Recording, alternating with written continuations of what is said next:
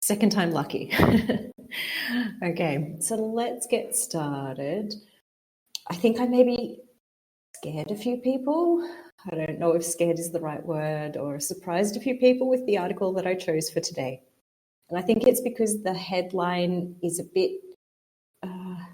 little bit misleading in a way, not completely misleading, because the article does talk about the recent coronation of the king in England. So it does talk about that. However, the main point of the article isn't actually about the coronation and isn't about the new king or anything about that. The focus of the article is actually on these types of ceremonies, these types of like traditional events or ceremonies or things that we do, and why they are important sometimes, these types of ceremonies. Yeah, Teach definitely doesn't like it. I saw the face she left on the post that I made last week. But I just wanted to make everybody feel a little bit more comfortable, maybe, because I don't think she's probably not the only one. The article isn't so much about the actual coronation. It's more about these kinds of ceremonies and these kinds of traditional types of things that kind of mark different milestones, or it's like a ritual to celebrate something, or something important like that. So it's actually going to talk about a lot of different ceremonies and a lot of different rituals that we have and what they actually do. So maybe on Tuesday we can talk a little bit about both, depending on who's here and what people want to talk about. But the focus on the article is more about ceremonies. So let's get started. Let's see who will read first. I think you'll both be reading a lot today. Constantine, would you like to start?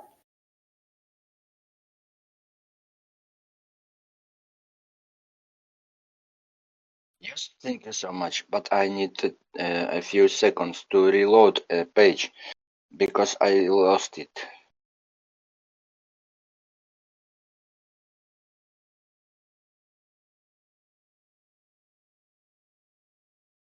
So I am ready. King Charles III's coronation, the surprising power of pomp and ceremony. The lavish spectacle of a state ritual is far more than gilded carriages and foreign dignitaries. It brings broader benefits to society that shouldn't be overlooked. On 6 May 2023, one of the most spectacular rituals in the world will take place: the coronation of King Charles III and his wife Camilla, the Queen Consort. Shrouded in spectacle and adorned with priceless regalia, the ceremony will be officiated by the Archbishop of Canterbury at Westminster Abbey and attended by a host of foreign royals and heads of state. The whole event will be broadcast around the world, with hundreds of millions of people expected to tune in. Once crowded, the royal couple will return in Buckingham Palace in the Gold State Coach, a carriage so loaded with gold that it needs 8 horses to pull it.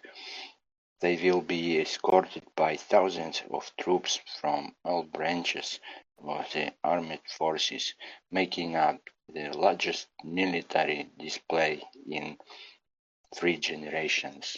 Thank you. Thank you. Okay, let's have a look at this first part here. Questions, comments?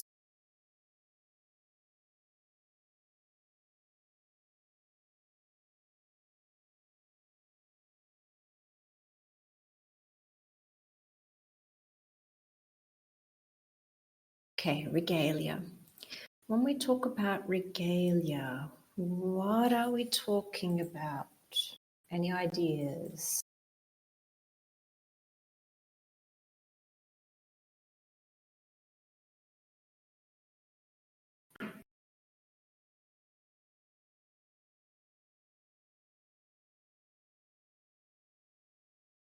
Any guesses? Yeah, kind of like accessories, kind of royal accessories in a way. I hadn't thought of using accessories to explain it, but it's kind of a good word actually. Obviously, though, when we're talking about royal accessories, we're talking about things like the crown, the scepter, the clothing that they're wearing. So if you look like in the first picture, you know, the kind of suits they're wearing, the hats, the badges, the all those kind of like even the gloves, things like this, the things that they're carrying, these would all be classed as regalia. So it's all those kinds of like almost like symbols of royalty that they use for like special events like this. They wouldn't use in day-to-day life, but they do it to show obviously that they're royalty for these kinds of ceremonies. I would think it's actually comes from the word regal, which is kind of related to royal. So it's not just that it's lavish, it's the idea that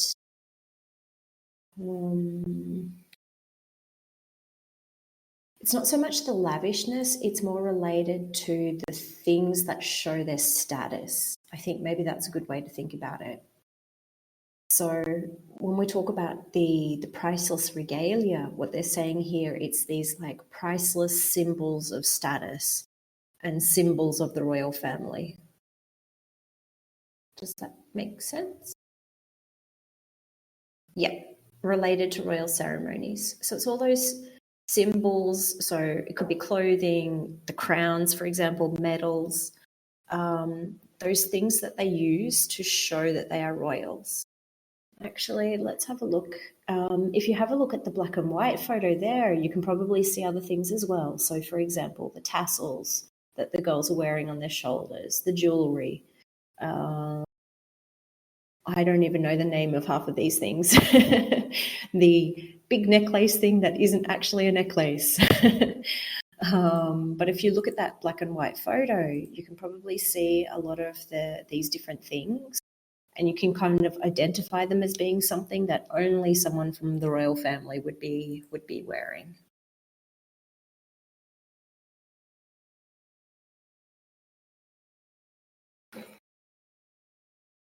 Okay.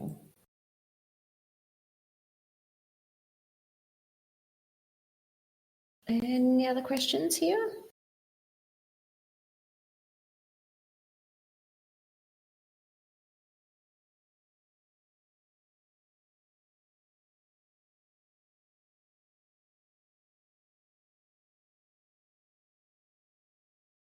Hi, Nina.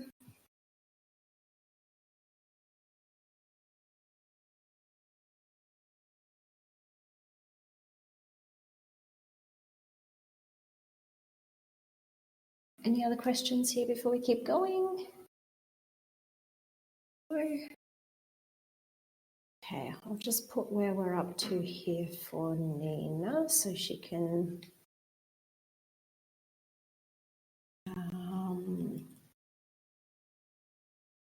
so she knows where we're up to. And Fatima, would you like to read? Yes, thank you, Natasha. The festivities will last all weekend, and the long weekend at that, as Monday have been proclaimed a public holiday nationwide. Events include colorful parades, public concerts, spectacular light shows, and thousands of street parties across the UK and the Commonwealth. The scale of this undertaking might seem exuberant,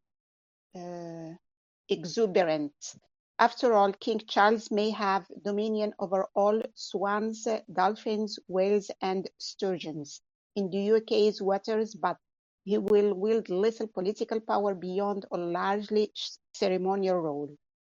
What is more, a coronation is not even necessary to become king. In fact, Edward VIII reigned as sovereign without ever being crowned. As heir apparent, King Charles III's accession to the throne occurred automatically the moment Queen Elizabeth II died on 8 September 2022. Thank you. Okay. Thank you.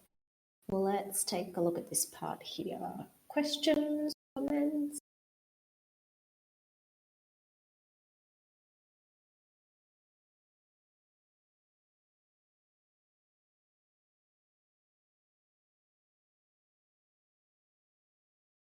Okay, exuberant. What do you think they mean here by exuberant?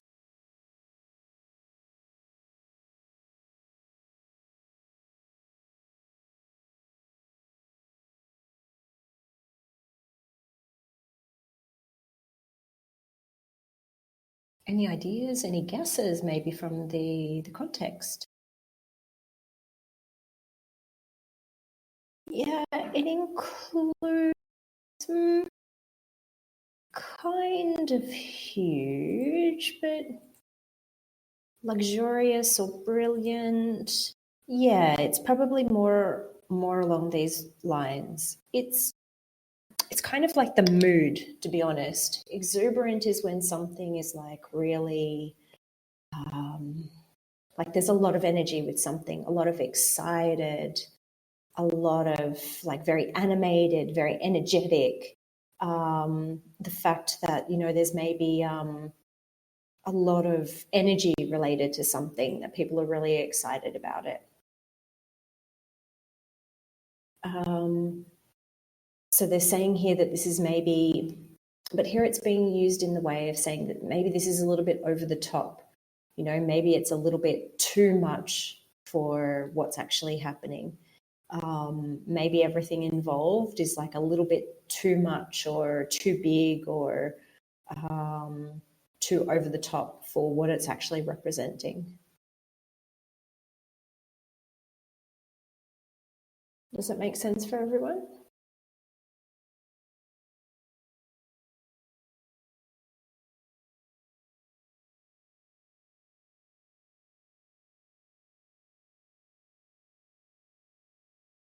Yeah, in this case, they're kind of demonstrating a wealth, although maybe they don't actually have this wealth. I think there was some complaints about that, how much money was spent on it. Okay, what about this other word here, sturgeons? I think we can kind of guess that it's an animal, right? Because it's combined with swans, dolphins, whales, and sturgeons. Yeah, it's a fish. So, yep, it's a fish. There's not much more I can add to that. Then it's just a type of fish, basically, that you can find in the water there.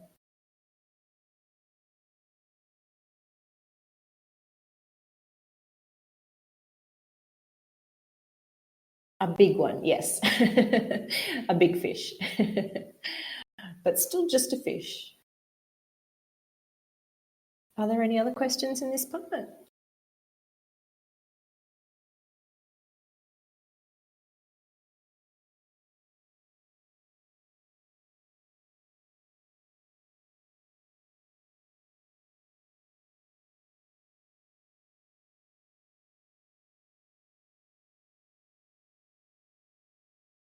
Fatima?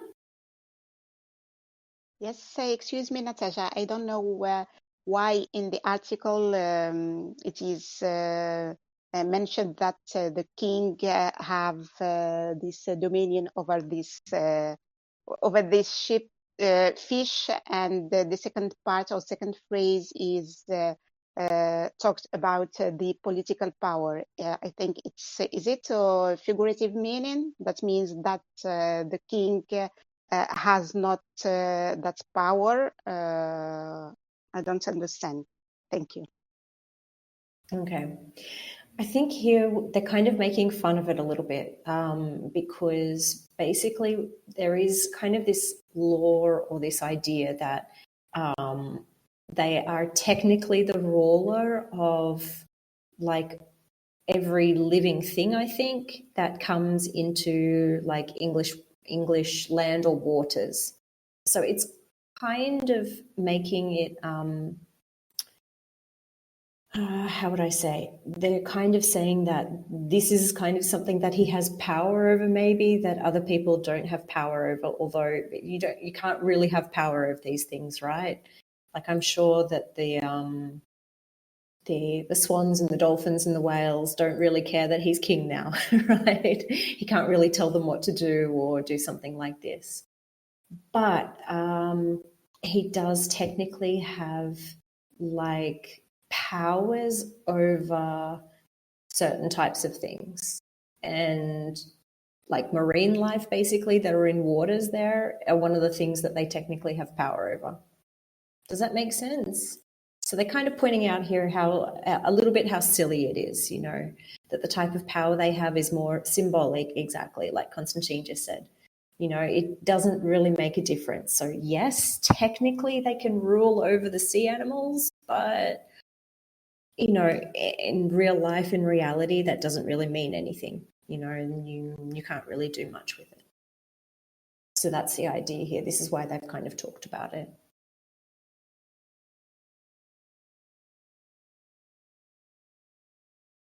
Yeah, I mean, they do have some things that they can do. Like there are some things where they can kind of overrule certain other things, but it's very, very limited, and it's very, very rare that these kinds of powers are actually used. So it's more of a figurative type of power than any real type of power that they have.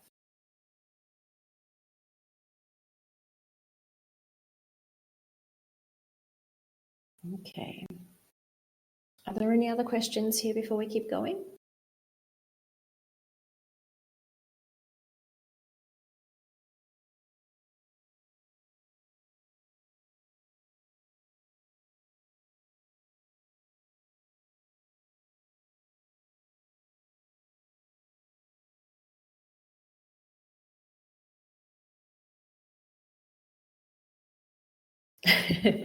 That's a good way of thinking about it, Nina. Okay, let's keep reading. Nina, would you like to read? Yes, thank you.